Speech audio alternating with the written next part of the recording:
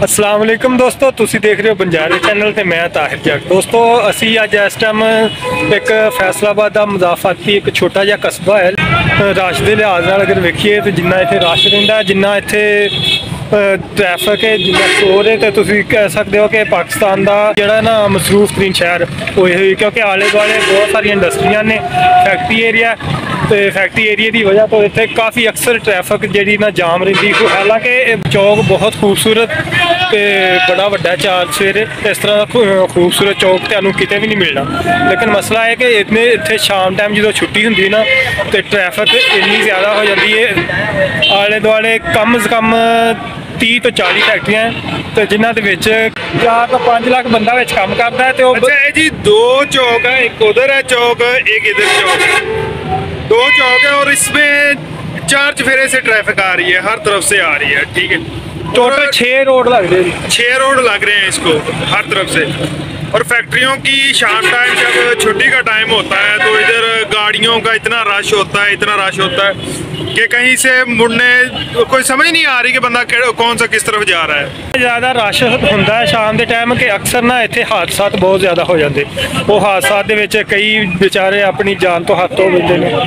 ते तुहानूं दस्सण दा मकसद ये सी कि साडी गौरमेंट नूं इत्थे तवज्जो देनी चाहिए। आले दुआले चलो गौरमेंट तो इलावा जिन्ने फैक्ट्री वाले ने अगर वो मिल के ही इस जिन्ना इत्थे रश हुंदा ना इस चौक दे विच, इत्थे इस टाइम तो थोड़ा रश है, लेकिन 5 बजे जो फैक्ट्रियां नूं छुट्टी होंदी है 9 तो 5 ड्यूटी, सुबह 9 बजे तो पहले भी 7 तो 9 बजे तक, शामी 5 तो रात 8 बजे तक इन्ना रश होंदा है कि इत्थों ट्रैफिक की समझ नहीं आती होंदी। ट्रैफिक जाम हो जाता, घंटा घंटा इत्थे ट्रैफिक जाम हो जाता है, तो बहुत ज़्यादा लोगों का नुकसान होंदा है।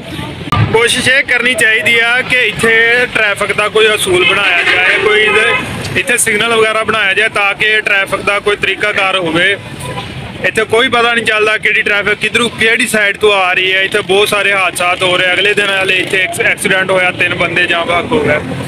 तो गौरमेंट को चाहिए इतने कोई थोड़ा जहा असूल बनाने के मुताबिक, मतलब एक सिग्नल दिता जाए। सब तो वड्डी प्रॉब्लम है ना कि 6 रोड लगते, एक मक्कूआना, एक जड़ा वाले रोड लगता है, इधर शेखूपुरा है, इधर फैसलाबाद है, एक झुमरा है, एक साइयां वाला, तो इधर फैक्ट्री एरिया है। इतने 5 तो 6 लाख रुपये बंदे का ना डेली आना जाना इत्थे लगा हुंदा, तो उसकी वजह तो इन्ना रश हो जाता है। तो इत्थे बाईपास होना चाहिए इस शहर नूं, कोई ना आले दुआले जो छोटे मोटे बाईपास होंगे। हालांकि छोटा जिहा कस्बा है लेकिन इत्थे रश इन्ना हो जाता है कि इहदे वास्ते बाईपास भी इंतहाई जरूरी है कि इत्थे ना बाईपास होए तो ट्रैफिक जी कंट्रोल हो सके, या कोई इशारे वगैरह ही लग जाना तो काफ़ी लोग जिहड़े ने ट्रैफिक जाम तो बच सकते।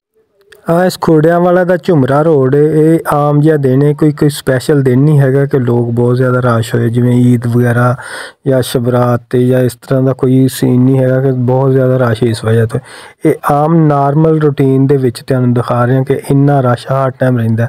तो जदों शाम के 5 बजने ने तो इत्थे तिल रखण की जगह नहीं मिलती, लोग इन्ने क परेशान हो जाते। इत्थे 1.5 2 घंटे तक ट्रैफिक जाम रहिंदी है। अगे तुसीं चौक देख रहे हो, ये चौक शाम टाइम 2 घंटे तो बंदे दे हर बंदे दे पक्के लग जाते ना कोई होर रस्ता लगता किसी होर पासे जाण नूं। ये चौक चों हो के जाना, जिन्ने भी जाना, शेखूपुरा, फैसलाबाद, शाहकोट, जड़ा वाला, मक्कूआना, झुमरा, जिधर भी जाना तुसीं साइयां वाली साइड भी जाना, जिथे भी जाना ना इस चौक दे विचों ही गुजर के जाना पैंदा। ते इन्नी ट्रैफिक इत्थे जाम हो जाती कि खुदा दी पनाह। ते ये गौरमेंट नूं थोड़ा जिहा ना, गौरमेंट नूं ते नाले ये फैक्ट्रियां वाले जिहड़े उन्हां नूं कम से कम इन्ना क सोचना चाहिए कि ओह ही चलो गौरमेंट दा थोड़ा तावन करके गौरमेंट दे नाल ते इत्थे एक बाईपास बन जे, लोग आसानी नाल अपने आ जा सकन। तुसीं रश देख लो कि इन्ना रश आम दिन एक ते किन्ना ज़्यादा रश है। तो लोग आम रूटीन दे विच इन्ना रश है, तो जो कोई स्पैशल दिन हुंदा, कोई ईद वगैरह हो जाती तो उदों की हाल हुंदा होएगा, तो शाम टाइम की हाल हुंदा होएगा। इन्नी ट्रैफिक है।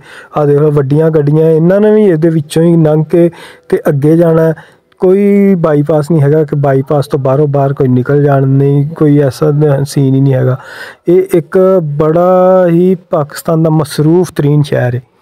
तो साड़ी गौरमेंट के अगे भी अपील है तो फैक्ट्रियां वाले जिहड़े उन्हां दे अगे भी अपील है कि रल मिल के कोई इस तरह का हल कड्ढण कि जिहड़ा बाईपास बन जाए इस ਖੋੜਿਆਂ ਵਾਲਾ ਦੇ ਆਲੇ ਦੁਆਲੇ ਕੋਈ ਬਾਈਪਾਸ ਬਣ ਜੇ ਤਾਂ ਕਿ ਜਿਹੜੀ ਆ ਟ੍ਰੈਫਿਕ ਹੈ ਨਾ ਇਹ ਆਰਾਮ ਦੇ ਨਾਲ ਗੁਜ਼ਰ ਸਕੇ। ਲੋਕਾਂ ਦੇ ਜਿਹੜੇ 2-2 3-3 ਘੰਟੇ ਸਵੇਰ ਤੇ 2-3 ਘੰਟੇ ਸ਼ਾਮ ਨੂੰ ਇੱਥੇ ਭੱਜਦੇ ਨੇ, ਉਹ ਆਪਣਾ ਕੋਈ ਨਾ ਕੋਈ ਹੋਰ ਆਪਣੀ ਫੈਮਿਲੀ ਨਾਲ ਗੁਜ਼ਾਰ ਸਕਦੇ, ਆਪਣੇ ਬੱਚਿਆਂ ਨੂੰ ਟਾਈਮ ਦੇ ਸਕਦੇ ਨੇ, ਕੋਈ ਹੋਰ ਕੰਮ ਕਰ ਸਕਦੇ ਨੇ। ਕਿਸੇ ਨੇ ਦੂਰ ਜਾਣਾ ਹੁੰਦਾ ਔਰ ਲੇਟ ਹੋ ਜਾਂਦਾ, ਰਾਹ 'ਚ ਲੁੱਟਿਆ ਜਾਂਦਾ, ਉਹਦਾ ਇੰਨਾ ਨੁਕਸਾਨ ਹੁੰਦਾ ਹੈ। ਫਿਰ ਉਹ ਫੈਮਿਲੀ ਪਰੇਸ਼ਾਨ ਹੁੰਦੀ, ਫਿਰ ਉਹ ਆਪ ਬੰਦਾ ਪਰੇਸ਼ਾਨ ਹੁੰਦਾ ਹੈ। ਅਤੇ ਇੱਥੋਂ ਤੁਸੀਂ ਦੇਖ ਲਓ ਕਿ ਪੈਂਸਰਾ, ਸਮੁੰਦਰੀ, ਸਾਈਆਂ ਵਾਲਾ, ਉਸ ਤੋਂ ਅੱਗੇ ਸਾਂਗਲਾ, ਝੁੰਬਰਾ ਨੂੰ ਇਸ ਦੇ ਵਿੱਚੋਂ ਦੀ ਲੰਘ ਕੇ ਸਾਰੀਆਂ ਫੈਕਟਰੀਆਂ ਦੇ ਲੋਕਾਂ ਨੇ ਜਾਣਾ ਹੁੰਦਾ। ਅਤੇ ਉਹ ਇਹੋ ਜਿਹੇ ਅਗਰ 1.5-2 ਘੰਟੇ ਪਹਿਲੇ ਚਲੇ ਜਾਣ, ਆਪਣੀ ਸਕੂਨ ਦੇ ਨਾਲ ਕੰਮ ਵੀ ਉਹਨਾਂ ਦੇ ਸਾਰੇ ਨਿਕਲ ਜਾਣ, ਘਰ ਦੇ ਵੀ ਕੰਮ ਕਰ ਸਕਦੇ ਨੇ। ਉਸ ਤੋਂ ਇਲਾਵਾ ਬਹੁਤ ਸਾਰਾ ਫਾਇਦਾ ਇਹ ਹੋ ਸਕਦਾ ਕਿ ਸਾਡਾ ਪੈਟਰੋਲ ਦੀ ਬਚਤ ਹੋ ਸਕਦੀ ਹੈ। ਜਿਹੜੇ ਇੱਥੇ ਗੱਡੀਆਂ ਸਟਾਰਟ ਹੀ ਰਹਿੰਦੀਆਂ, ਤਕਰੀਬਨ 1.5-1.5 2-2 ਘੰਟੇ ਇਹਨਾਂ ਚੌਕਾਂ ਦੇ ਵਿੱਚ ਗੱਡੀਆਂ ਬੰਦ ਰਹਿੰਦੀਆਂ ਅਤੇ ਸਟਾਰਟ ਹੀ ਰਹਿੰਦੀਆਂ, ਅਤੇ ਉਹਦੇ ਨਾਲ ਬੜਾ ਹੀ ਨੁਕਸਾਨ ਹੁੰਦਾ। ਦੋਸਤੋ ਇਹ ਥੋੜ੍ਹੇ ਜਿਹੇ ਪ੍ਰੋਬਲਮ ਸੀ, ਤੁਹਾਨੂੰ ਸ਼ੇਅਰ ਕਰਨੀ ਸੀ ਤੁਹਾਡੇ ਨਾਲ। ਅਤੇ ਨੈਕਸਟ ਵੀਡੀਓ 'ਚ ਫਿਰ ਇਨਸ਼ਾਅੱਲਾ ਕਿਸੇ ਹੋਰ ਨਵੀਂ ਇਨਫੋਰਮੇਸ਼ਨ ਤੱਕ ਨਵਾਂ ਮਸਲਾ ਲੈ ਕੇ ਹਾਜ਼ਰ ਹੋਵਾਂਗੇ ਅਤੇ ਹਾਈਲਾਈਟ ਕਰਦੇ ਰਹਾਂਗੇ ਇਨਸ਼ਾਅੱਲਾ। ਅਤੇ ਕੋਸ਼ਿਸ਼ ਕਰਾਂਗੇ ਕਿ ਤੁਹਾਨੂੰ ਜਿੰਨੇ ਵੀ ਜੋ ਛੋਟੇ ਜਾਂ ਪ੍ਰੋਬਲਮਾਂ ਨੇ ਜਿਹੜੀਆਂ ਲੋਕਾਂ ਦੇ ਨਜ਼ਰਾਂ 'ਚੋਂ ਓਝਲ ਨੇ ਜਾਂ ਮੀਡੀਆ ਦੀ ਨਜ਼ਰਾਂ ਤੋਂ ਓਝਲ ਨੇ, ਉਹ ਤੁਹਾਡੇ ਅੱਗੇ ਲੈ ਕੇ ਆਈਏ। ਇਹਦੇ ਨਾਲ ਹੀ ਇਜਾਜ਼ਤ ਦਿਓ ਆਪਣੇ ਦੋਸਤ ਤਾਹਿਰ ਜੱਟ ਨੂੰ। ਅੱਲਾ ਹਾਫਿਜ਼।